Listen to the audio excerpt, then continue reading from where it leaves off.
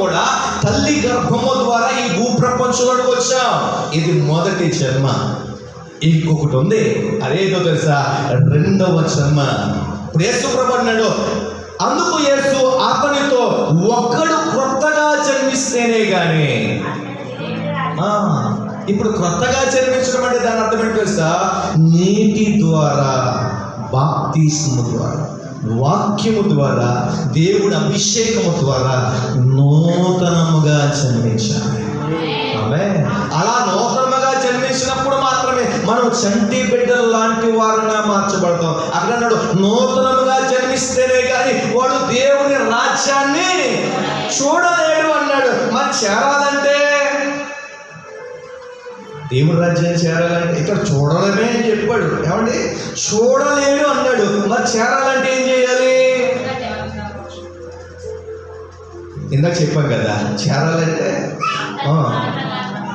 ఏం చెప్పామా?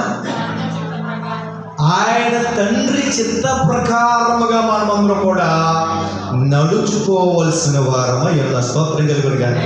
హల్లెలూయా.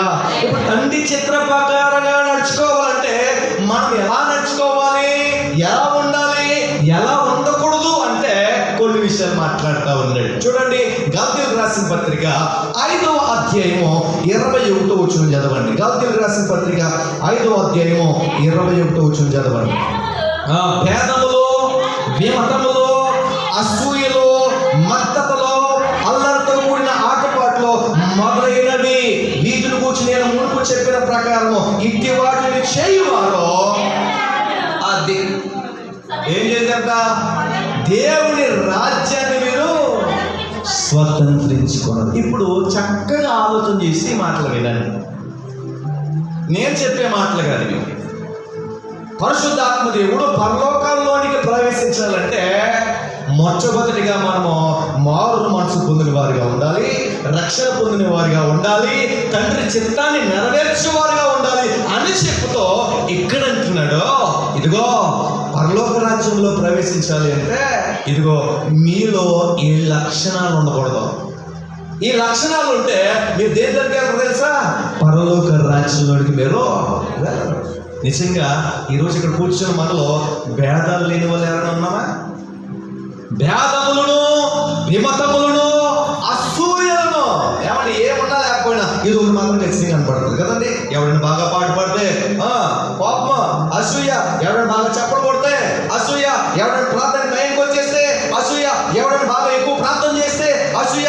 నీకంటే ఎక్కువగా ఎవరైనా భక్తి చేస్తే అసూయ. నీకంటే ఎక్కువగా ఎవరైనా దేవుడికి సమర్పణ చేసుకుంటే, కానుకలు ఇస్తే, ప్రథమ ఫలం ఇస్తే, దశమ భాగం ఇస్తే అసూయ. ఇది ఉన్నవాడు ఎక్కడికి వెళ్తా తెలుసా? నేను చెప్పట్లేదు, వాక్యమే చెబుతా ఉంది.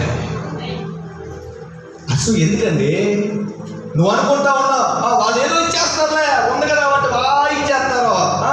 దానికి ఏమైపోయింది? దానికి బాగా అసూయ. నీ అసూయ నిన్నేం చేస్తుందో తెలుసా? దేవుడి రాజ్యానికి వెళ్ళకుండా చేసేస్తావు.